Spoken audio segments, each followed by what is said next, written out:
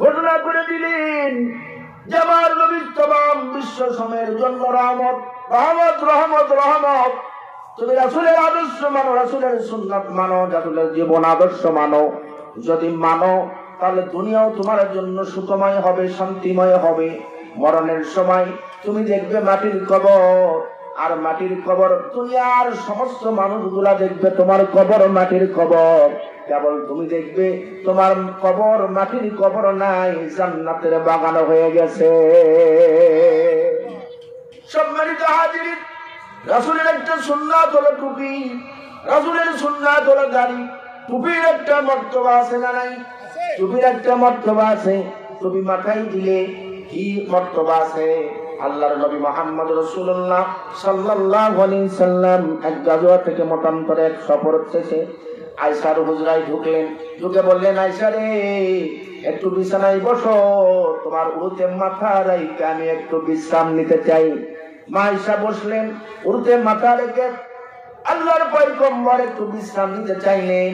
মিনিটের ভেতর দেখেন আল্লাহর পয়গম্বরের চেহারা উজ্জ্বল নক্ষত্রের মতো চেহারা, পূর্ণিমার মতো চেহারা।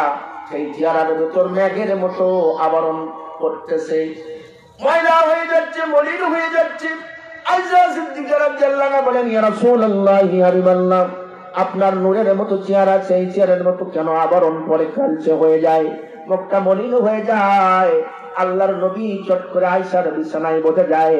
আয়েশাকে ডাক দিয়ে বলে, আয়েশা, আজকে এমন একটা দেশ, এমন একটা গুপ্ত দেশ, এমন একটা রাষ্ট্র, এমন একটা রাষ্ট্রের কথা তোমাকে জানাই দেব যে রাষ্ট্রের কথা আমি আমার কোন সাহাবীদেরকে বলি নাই, সাহাবীদেরকে বলি নাই। আয়েশা, ওই যে সূর্য 9,30,00,000 মাইল দূরে অবস্থান করছে রে আয়েশা, ওই সূর্যটা মাতার হাত দিক অল্প উপরে অবস্থান করবে। এখন দিচ্ছে এক মুখ দিয়ে তাপ, তখন দেবে 70 মুখ দিয়ে তাপ। 100, কোন বর্ণনায় 100 মুখ দিয়ে তাপ দেবে, 100 গুণ পাওয়ারফুল হয়ে তাপ দেবে। এ আয়েশা, সমস্ত মানুষ ন্যাংটা হয়ে উলঙ্গ হয়ে ইয়া নফসি ইয়া নফসি বলে দৌড়াবে। আয়েশা সিদ্দিকা রাদিয়াল্লাহু আনহা বললেন, হুজুর, আমি নবীর পত্নী, নবীর স্ত্রী, আমিও কি সেই দিন উলঙ্গ থাকবো না পরনে কাপড় থাকবে? আল্লাহর নবী ডাক দিয়ে বললেন, আয়েশা, তুমিও উলঙ্গ থাকবে, পরনে তোমারও কাপড় থাকবে না। আয়েশা সিদ্দিকা রাদিয়াল্লাহু আনহা কাঁদেন, আল্লাহর পয়গম্বর কাঁদেন। আয়েশা সিদ্দিকা রাদিয়াল্লাহু আনহা ডাক দিয়ে বলেন, আয়েশা, কেঁদো না, কেঁদো না রে আয়েশা, কেঁদো না। কারণ সূর্য যখন তাপ দেবে, মানুষের মাথার উপরে তাপ দিবে, মানুষের মাথার মগজগুলা নাক দিয়ে পানি হয়ে গলে পড়তে থাকবে। কেউ কারো দিকে তাকানোর সময় পাবে না, সুযোগ পাবে না রে আয়েশা। আয়েশা থামে না, আরো কান্নার স্পিরিট বেড়ে যায়।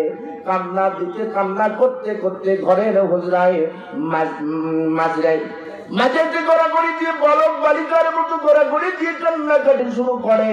শুরু করলে আল্লাহর পয়গম্বর আয়েশা সিদ্দিকা রাদিয়াল্লাহু আনহার কাছে যে মাথায় হাত দিলেন, বললেন, আয়েশা রে, আমি কি জানাইয়া দেব না কোন আমল করলে, কোন কাজটা করলে ওই সূর্যের কিরণ মাথায় পড়বে না, ওই সূর্যের তাপ মাথায় পড়বে না? এইটা তোমার কি জানতে ইচ্ছা করে না? আয়েশা সিদ্দিকা রাদিয়াল্লাহু আনহা বলেন, হ্যাঁ হ্যাঁ হ্যাঁ ইয়া রাসূলুল্লাহ, ইয়া হাবিবাল্লাহ, কোন কাজ করলে ওই সূর্যের তাপটা মাথায় পড়বে না? আয়েশা সিদ্দিকা রাদিয়াল্লাহু বললেন, রাসূল গো, তাড়াতাড়ি করে বলেন, তাড়াতাড়ি করে বলেন, কোন আমল করলে সূর্যের কিরণ মাথায় লাগবে না?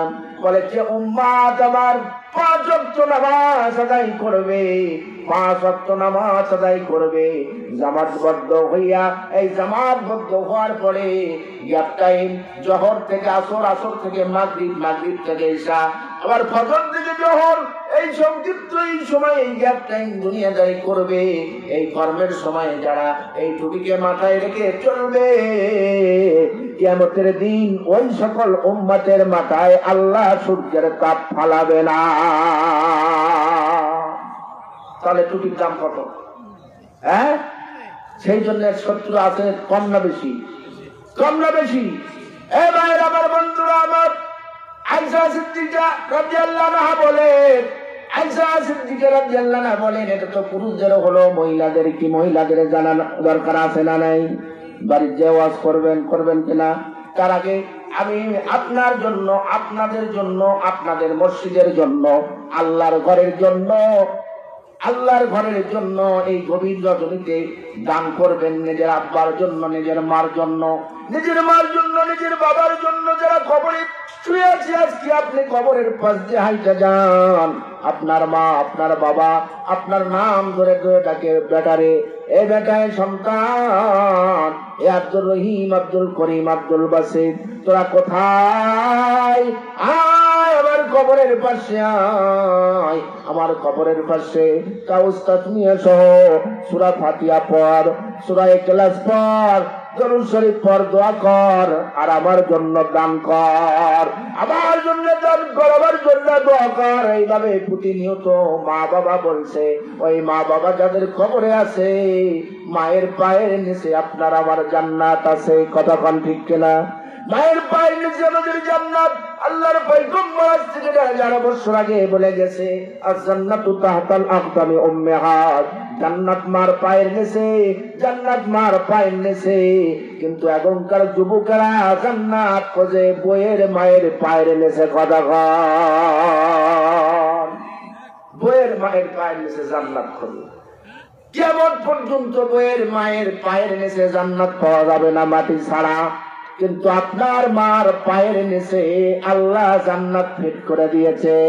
মা যদি রাজি খুশি থাকে, মা যদি আপনার প্রতি সন্তুষ্ট থাকে, আল্লাহর হুকুম যদি পালন করেন, মার সন্তুষ্টি যদি থাকে, কিয়ামতের ময়দানে আল্লাহ পাক আপনাকে জান্নাতের ফয়সালা দিয়ে দেবে। আমার বন্ধুরা আমার, কি আছেন? কোন মা আছেন, কোন ভাই আছেন, কোন বাপজি আছেন, চাচা আছেন? প্রথম মার জন্য, যার মার জন্য কলিজা কাঁদে, আহারে যদি তুমি মায়ের আগে লাশ হয়ে যাও, ও যুবক ভাইরা, মায়ের আগে লাশ হয়ে যাও। মায়ের আগে আমরা লাশ হতে পারি, বাবার আগে লাশ হতে পারি। গত শুক্রবার, গতকাল রামচন্দ্রপুরে একটা যুবক মারা গেল, হাফেজ একজন আলেম, বাবা জানাজা করলো। আজকে আলেম মানুষ বাবার কাঁধে জানাজায় উঠলো সন্তান হইয়া। এ ভাইয়ের আমার বৈচিত্র্য কিছুই নাই। দাদা বেঁচে থাকবে, দাদি বেঁচে থাকবে, বাবা বেঁচে থাকবে, মা বেঁচে থাকবে, তুমি আমি থাকবো না। আমার বাবার আগে আসার সিরিয়াল আছে, যাওয়ার সিরিয়াল নাই। কিন্তু এ যুবক, আল্লাহর পয়গম্বর বলেছে, যদি কেউ মার আগে দুনিয়ার থেকে কোনো যুবক মারা যায়, তাহলে যখন তাকে গোসল করানো হয়, কাফন পরানো হয়, কাফন পরানোর পরে যখন জানাজা দেওয়া হয়, জানাজা দেওয়ার পরে খাটনিটা করে যখন কবরের দিকে নিয়ে যাওয়া হয়, আগায় নিয়ে যাওয়া হয়, পিছিয়ে পিছিয়ে। আজকে বাংলাদেশে দেখা যায় জানাজার খাটনির আগেই মানুষ কবরের পাশে জমা হয়। না না না, এটা সুন্নাতের খেলাফ। জানাজা করার পরে, খাটনির পরে আপনি কবরের পাশে যাবেন, নসের যাবেন না, এটা সুন্নাতের খেলাফ। আগে লাশ যাবে, লাশের পেছনে পেছনে যাওয়াটা সুন্নাত, আগে যাওয়া সুন্নাতের খেলাফ। কথাটা মনে থাকবে, কথাটা মনে থাকবে।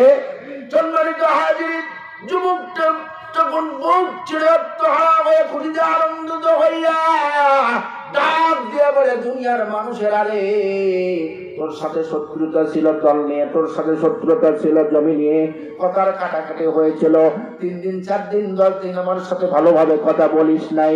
আজকে মরে গেলাম, আজকে বুঝি সকলেই আমার আপন হয়ে গেল, কেউ আর পয় রইল না। আজকে আমার কবরের সাথে বুঝি সকলেই হয়ে গেল। এই বলিয়ে কবরের কাছে চলে যায়।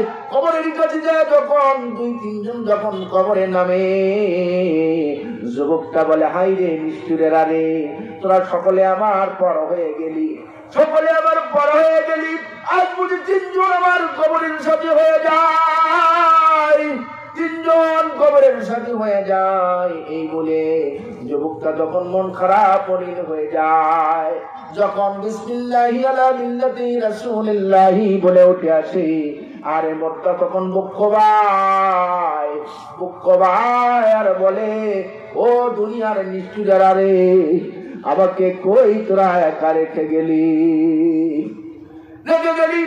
আমার সাথে কেউ গেলি না। কেউ যাবি না।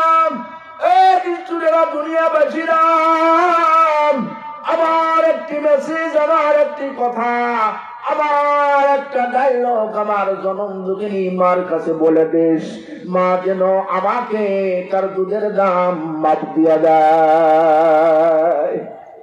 ভাইরা আমার, বন্ধুরা আমার, যুবক ভাইরা, মাকে অসন্তুষ্ট করে কোনোদিন জান্নাত পাওয়া যাবে না। মাকে অসন্তুষ্ট করে দুনিয়ায় ভালোভাবে চলা যাবে না। তুমি মাকে অসন্তুষ্ট করবে, বাবাকে অসন্তুষ্ট করবে, দুনিয়ার সমস্ত বিপদ তোমাকে গ্রাস করবে।